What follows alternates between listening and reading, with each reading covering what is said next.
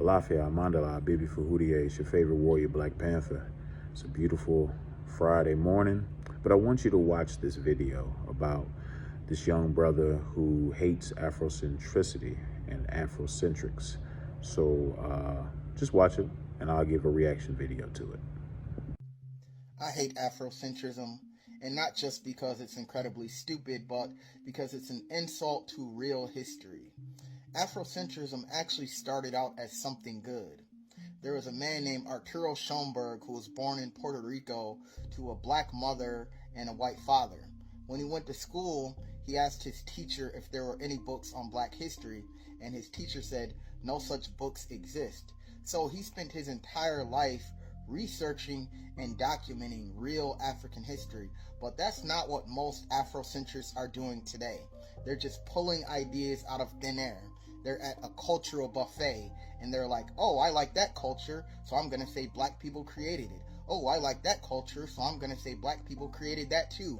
And they're saying that black people were the original Native Americans, the original Japanese, the original Greeks, the original Romans, and on and on and on. And it's gotten to the point where black people are now camped out in Scotland, claiming that Scotland is their land.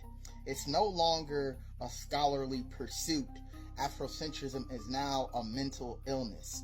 And logically, it doesn't even make sense, because essentially what they're saying is that black people created every civilization on every continent, but every time they were overthrown by imposters.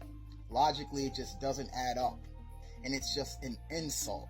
Not only is it an insult to the people whose culture you're trying to steal, it's an insult to people like Arturo Schomburg, who cared about actual African history.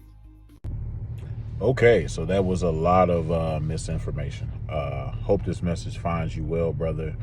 I want to highlight and critique your video with some, scholarship and tact. In no way am I trying to belittle you, but this has to be addressed. So let's start off with a basic definition. What is Afrocentricity? Afrocentricity is a paradigm based on the idea that African people should reassert a sense of agency in order to achieve sanity.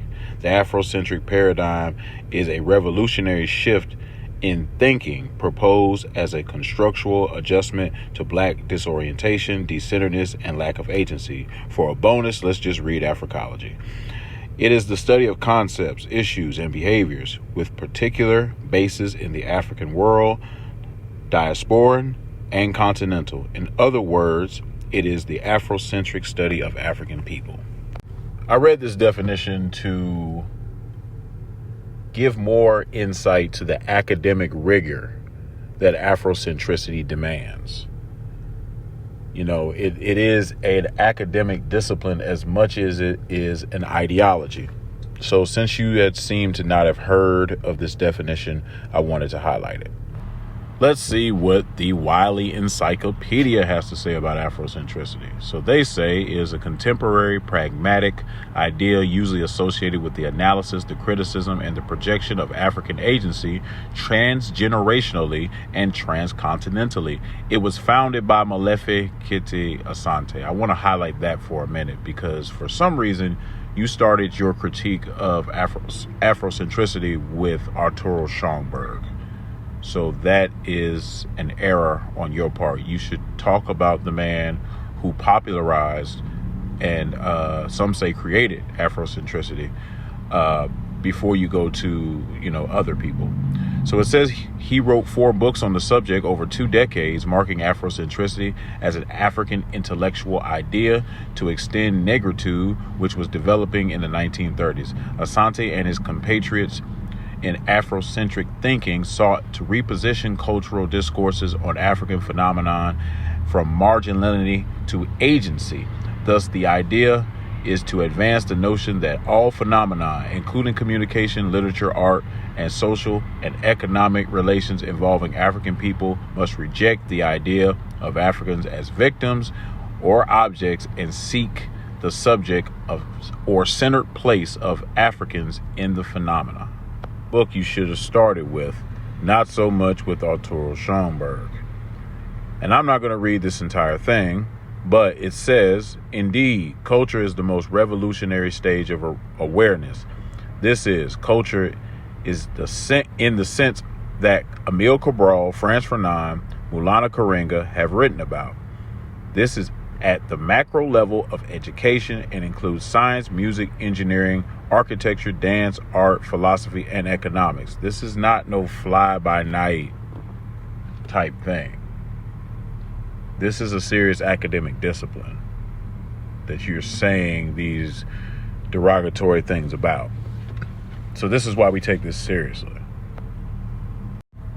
So when you want to critique a academic discipline, an ideology, or paradigm shift, you have to read the scholarly work of the paradigm shift, academic discipline, or ideology. You have to read scholarly work like Amma Mazama. She's one of our best and brightest. This book will help you further conceptualize what Afrocentricity actually is and help you differentiate between the Afrocentrics and what we call the pseudos, the ahistorical people who just have a platform on social media.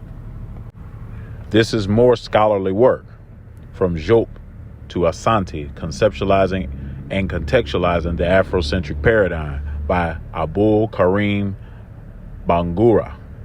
He's a PhD. He's a professor of research methodology and political science at Howard University. This is the book the dissertation that you have to be reading. This is the work you need to be reading when you want to criticize Afrocentricity.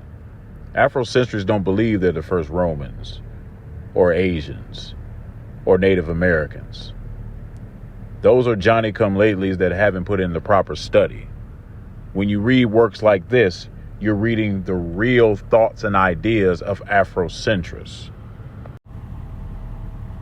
The collective consciousness of Afrocentric intellectuals.